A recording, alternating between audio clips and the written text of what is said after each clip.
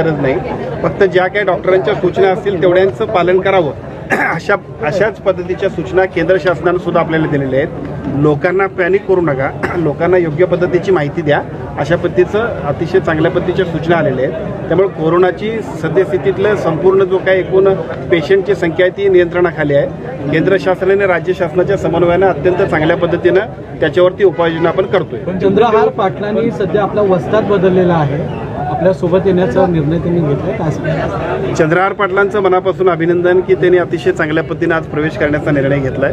अतिशय चांगल्या पद्धतीनं महाराष्ट्राचे उपमुख्यमंत्री आणि शिवसेनेचे मुख्य नेते एकनाथजी शिंदे साहेब ज्या पद्धतीने काम करतात, त्यामुळं राज्यभरामधून अनेक ठिकाणी अशा पद्धतीचे प्रवेश घडत आहेत। अनेक चांगली माणसं राजकारणामध्ये अतिशय चांगल्या पद्धतीची एक अतिशय संघटना म्हणून शिवसेनेत प्रवेश करतात, त्यामुळे त्यांचं स्वागत आहे। कोल्हापुरात सुद्धा शारंग देशमुख तुमच्यासोबत आले, एकनाथ शिंदेची भेट घेतली, कधी त्यांचा पक्षप्रवेश होते, आणखी काही संपर्कात आहेत का? ते काल त्यांची भेट झाली, निश्चितपणाने त्यांचा पक्षप्रवेश होईल आणि मला असं वाटतं की संघटना आहे, शिवसेनेचा पक्ष आहे, त्यामुळे साहजिकच एकनाथजी शिंदे साहेबांच्या नेतृत्वाखाली जे लोक येतील त्यांचं स्वागत करून आपण त्यांना सगळ्यांना घेऊन अधिक चांगल्या पद्धतीनं राजकारण समाजकारण करण्यासाठी शिवसेनेचं काम चाललेलं आहे। कोल्हापूर आणि सांगली जिल्ह्याला महापुराचा मोठा फटका बसतोय, 3200 कोटी रुपये खर्च या ठिकाणी आले आहे, पण मित्रा संस्थेकडे हे वर्ग झाले, पण मुळात जिथं पूर आहे महापूर येतो तिथे हे पैसे जात नाहीत असा आरोप शेतकरी संघटना असेल शेतकरी करतात, काय असेल?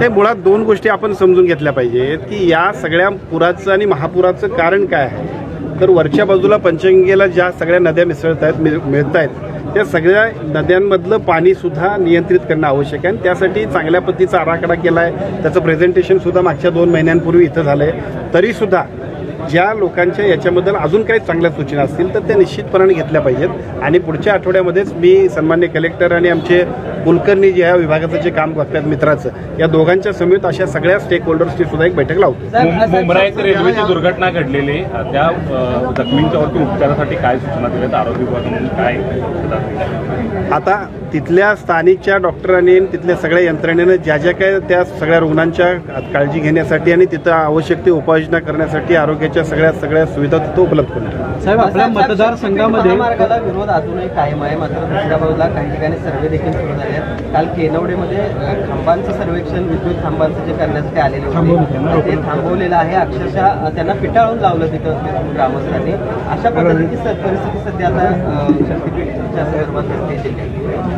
हे शक्तीपीठाबद्दल एका बाजूला शेतकऱ्यांच्या मध्ये ज्या पद्धतीचा विरोध आहे आणि दुसऱ्या बाजूला सरकारची एक महत्त्वाकांक्षी योजना म्हणून सरकारच्या वतीनं त्याच्याकडे प्रयत्न केले जातात। त्यामुळे याच्यामध्ये एक त्रयस्थ पद्धतीनं जे काही चाललेलं काम आहे त्याच्यामध्ये योग्य समन्वय साधून पुढे जाणं गरजेचं आहे आणि मला असं वाटतं की आम्ही आमच्या शेतकऱ्यांच्या भावना सुद्धा सरकारपर्यंत पोहोचवलेल्या आहेत। आपल्या मतदारसंघामध्ये फणसवाडी आहे, तिथं चिखलामध्ये एका महिलेची डिलिव्हरी झाली, तिचं बाळ मयत झालं, या परिस्थितीवर आता काय जिल्ह्यामध्ये? हे माझी विनंती आपल्याला आहे, खरं तर आरोग्य विभागाचा आरोग्यमंत्री म्हणून मी जेव्हा काम करतोय बऱ्याच वेळा असे अनुभव येतात की चिखलामध्ये एखादी डिलिव्हरी झाली, धनगरवाड्यावरती एखादी डिलिव्हरी झाली, दुर्दैवाने एखादा माणूस घेऊन येत असताना सुद्धा मयत होतोय। आरोग्य विभागाची यंत्रणा इतकी चांगली आणि चांगल्या पद्धतीने आहे की शेवटच्या टोकावरती असणाऱ्या माणसापर्यंत आमची यंत्रणा पोहोचली असते। अशा वेळेला आमच्या आरोग्य विभागाच्या ज्या सूचना असतील त्यांचं फक्त पालन करा।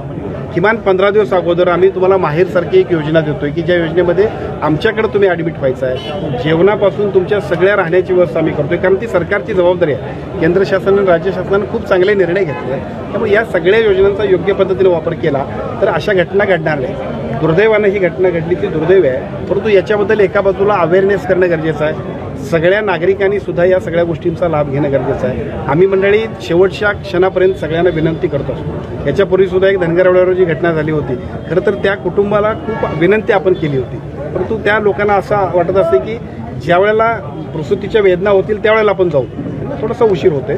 अशी घटना होऊ नये यासाठी अवेअरनेस आणि योग्य ती माहिती सुद्धा आम्ही देत राहू। सर, 18 तारखेला 4 राज्यांची अलमट्टीच्या उंची संदर्भात बैठक होती, राज्य सरकारने काय भूमिका मांडणार आहे? राज्य सरकारची भूमिका यापूर्वी सुद्धा सन्मान्य राधाकृष्ण विखे पाटील साहेबांनी सांगितलेली आहे। इथं सन्मान्य अमल माडिक साहेब सुद्धा आहेत, आम्ही सगळ्यांनी सुद्धा मागच्या बैठकीमध्ये चंद्रकांत दादा पाटील साहेबांपासून सगळ्या जिल्ह्यातल्या सर्व लोकप्रतिनिधींनी याच्याबद्दलची भूमिका मांडलेली आहे। महाराष्ट्र सरकारचा अलमट्टीच्यामुळे जर काय महापूर येतोय त्याच्याबद्दल आपला निश्चितपणाने आक्षेप नोंदवणं, मग तो सुप्रीम कोर्टात असेल, CR पाटील साहेबांच्या नेतृत्वाखालच्या बैठकीमध्ये असेल, अत्यंत योग्य पद्धतीनं आपल्या शासनाच्या वतीनं या आलमट्टीच्यामुळे येणाऱ्या महापुरासाठी जी काय भूमिका घ्यायला पाहिजे ती सरकारच्या वतीने घेतली पाहिजे.